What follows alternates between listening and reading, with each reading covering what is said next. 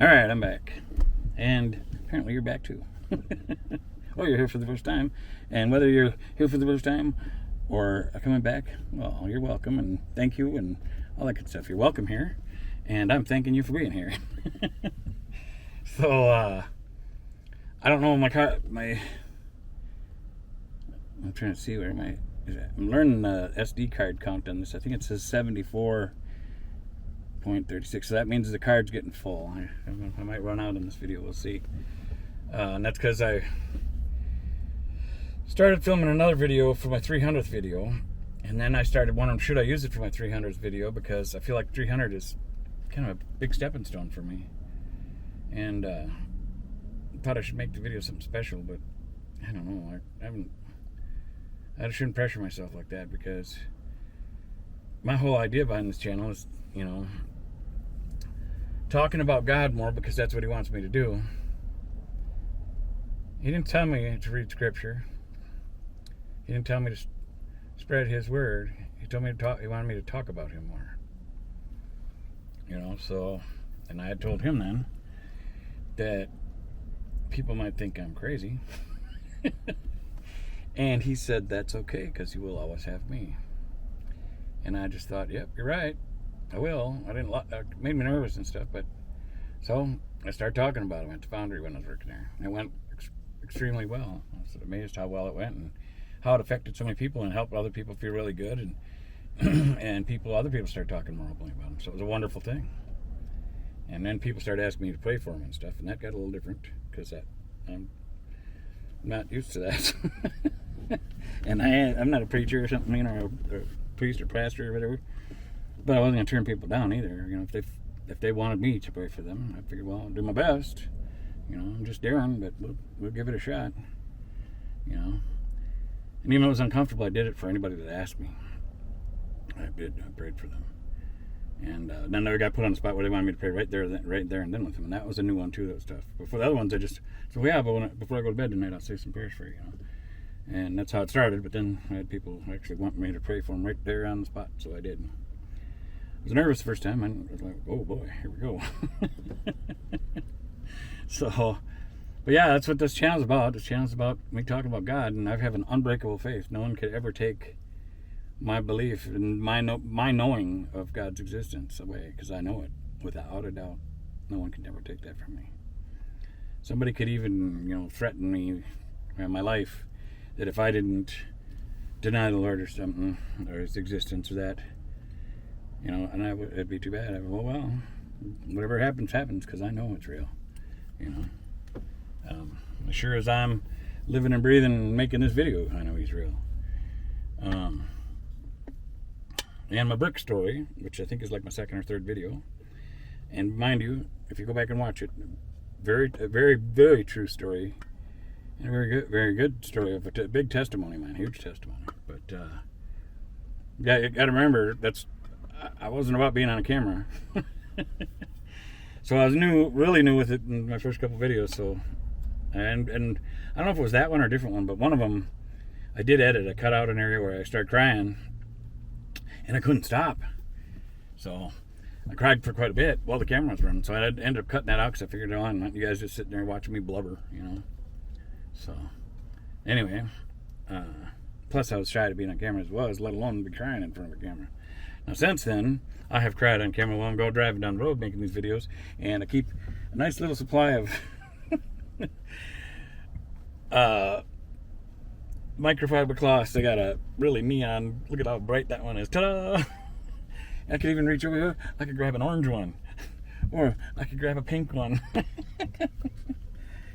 And like I did in one of my videos, when I took, I think it was this color, and I was dabbing the tears out of my eyes so I didn't get blurry vision. And luckily I wasn't driving that. I was parked at, I think, the library. And I was like, you big cry baby. Well, I don't know, I just did it out of instinct, being my own silly self. And then when I watched it in the playback, when I was getting ready to edit to upload it, I laughed so hard at my own stupidness. Those stupid jokes, even though they ain't stupid, because they are pretty funny. So not everybody might find them funny, but a lot of people do, especially once they get to know my personality and stuff. So that's another reason why the best way I can do this channel and talk about God more is to make sure I turn this camera on and just start talking about whatever it is to make sure I'm getting in front of the camera and being me. Because if I'm just being me, you're going to see it from my soul and my spirit and who I am. And I'm just showing you this is the way I live my life. This is every day for me, who I am. It's not like it's church day, so I got to talk about God and you should read the Bible, and we should read the Bible. But I think you understand what I'm saying, I don't just put on, I'm not a different character for a certain circumstance. I am me. Whether I'm going to help somebody change out a water pump that happened to be right in front of me when I woke up in the morning, which is another good video on this channel. Advertisement for me. Really cool story.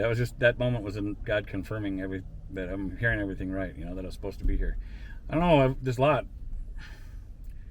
I kind of think it's weird that God would send you to a parking lot at Walmart for part of your mission, but it has been. I've met so many people here that has been a big impact in talking about God and everything, and I don't know, it's something, let me tell you. And it keeps happening. It just happened today at Holiday. I went over to Holiday there and seen Ian. And Ian I haven't seen since before COVID, when I still had my job working at Velcom and Lindstrom, doing maintenance and turns and stuff there, which I worked there for a little over 11 years. And it was really nice to see Ian. But, I was talking to one of my friends, Cliff, who I met in this lot, and talking to him about how God keeps confirming in different ways that I'm supposed to be here. When every time I start doubting, like, am I really supposed to be here? Unemployed and doing what I'm doing, but it keeps being confirmed in different ways, so I sure hope I can either go to work soon, and I know it sounds strange, but I hope God will let me work.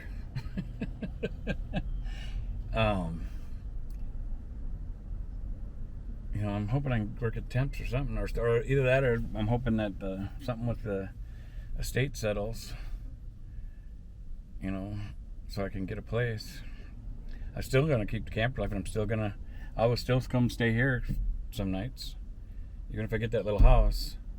I will travel in the camper, and there's nights that I might just come to stay here because I've grown accustomed to it now too, and it's like you get used to something being home, even though I don't feel like this is home right now, but I have grown used to the spot. I don't know, it's weird, but I know I feel good at that little house too, because I sat there and tried to soak it all in rather than just thinking about it as, oh, this is a nice house, No, I really put out my spiritual feelers, and all the houses I've looked at for years now, I do that. I got it written down somewhere that I came up with 3 F's. I wanted it to be was it functional, or friendly? Can't think now, but I made a list of the things the main 3 feelings I wanted to get out of any place I was going to move to. It had to have that feeling. It had to be friendly or feel, friendly, and it had not like too sterile or uncomfortable. And it needed to be functional, so I could use it for multiple purposes, not only a house, but to, run business out of it, because I'd like to put together a studio again, like I had before my life went kind of goofy. It was a small studio, but it was growing. And I had it set up very nice, and it was nice having it all set up, because that way it was right there. All I had to do was go sit at my chair and turn on power switches, and I was up and running. Now it's different, it's a process, I mean, filming I can film, but I can't edit or net or film while I'm on the net and stuff. Everything's got to be set up for a process, or find room to do this and that. And I live in a camper, so it's more confined space, I would like to set up my studio. I've got idea. I can see it all in my mind, especially at that house. I can already see basically how it's all laid out, that I can build it out pretty quick. And then I know that'll change while I'm building it, because I'll start thinking other ideas will pop into my head, like, oh, this was a good spot to do this, you know. And I have the intelligence and skills for it all, you know. I don't know, I'm getting sidetracked. Sorry. I wander. Where are we at here? Well, that thing's counting backwards or something now. That don't make sense. Huh. I guess that's not how much is left in the SD card, because yeah, it's counting backwards now. That's weird. Must have been counting backwards before too. I know I got quite a bit on there. So I've been praying. What I've been really praying to God for now, I had a lot of prayers that I pray all the time to God, and I talk to God too, just like I'm talking now. And I know I should only have to pray about something once, and I should have the faith that it's going to go, but I can't help. The human in me prays about it frequently, you know, that this deal, this estate deal with my brother and stuff settles, just so I can put it behind me and be done with it, and not have to carry that weight no more. Carried it for 3 going to 4 years now. No, actually, might as well say 4 years, because my mom passed away 4 years ago on the 9th of February. So I'm right into March now. So yeah, so it's been going on 4 years now. Just didn't get the legal stuff didn't get involved yet, you know, 4 years ago. Because he didn't evict me from my house until my birthday, September 3rd. I got kicked out on my birthday. Happy birthday, Darren. Get out. It's weird, man. It's weird to think that can happen in families, but it does. And I know I'm not the only one in that either, just that kind of stuff happening, you know. But I wish him the best. I don't wish ill will on him. I think he should have consequences for his actions, but I shouldn't be the one to dish him out, you know. I mean, it needs to be God's will. And I think, well, that, and part of it's going to be society too, you know, and what the laws are. You know, because he took the responsibility of being the personal representative for the estate, so that with that he signed the legal responsibilities. So I don't know what'll happen. If he spent it all up, if he spent his $125,000 or whatever and mine, well, I don't know how it'll turn out. I'll get zero, and he got away with spending it. I don't know if they'll give him jail time or not. I don't know how it'll work. And I don't know. I didn't want to even sign nothing just because I didn't want to send him to jail, even though he's being just rotten, not nice. But he should have consequences for his actions, you know, and he should be a better person. So I hope somehow it changes him and makes him better, and that he doesn't keep doing this kind of stuff to people, because he mistreats a lot of people, everybody. I can't think of anybody he doesn't mistreat, you know, but I got to get on a different subject. Because otherwise I'm heading in a kind of a negative rabbit hole there, but that's just part of who I am and what I went through, you know, or what I'm still going through. Not as emotional about it as I used to. I used to get really emotional talking about that stuff. I was actually telling a couple of close friends of what he did in my mom's dying moments. That was just not, it was just so rotten. And when I talk about it before, I'd just start bawling, and because it's sad. But I'm getting stronger or something, you know. I don't know if that's a good thing or not, you know, because I value my emotions. Even though I can be a tough, strong man, you know, and I'm a warrior too. If you, whatever you would, as society in general through our timeline, would reference as a man or a warrior or whatever,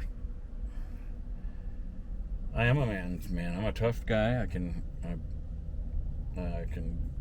work hard with the best of them. I can scrap and fight if I have to. I don't like that, you know, but I trained for it, and started out with watching martial arts, and then first got trained boxing, and then really got into martial arts. But then I ran nightclubs and stuff, So I got a tough side of me, but I don't want to hurt no one. Never did. I don't want to hurt anybody, but I did want to train to be a warrior, to where if there was bad people or bad people that are going to hurt somebody else or try to hurt me, that I was going to be the one left standing. That was important to me.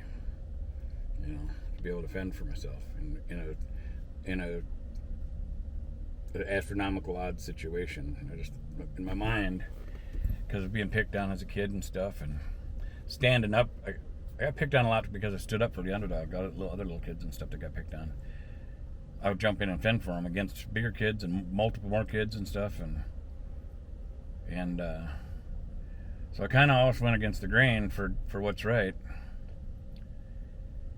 And some people that turned away from me, but other people it made them admire me or respect me more in the long run. When we were kids at Jefferson Elementary, down off of West 7th Street in St. Paul, other kids got picked on and I stuck up for them. Well, some of those bullies that were picking on these other kids that I stuck up for, well, because I stuck up for them, I didn't back down from them, so they didn't pick on me. But then they didn't pick on those kids no more either. Next thing you know, they want to be my friend because, well, I represented toughness or standing up or whatever.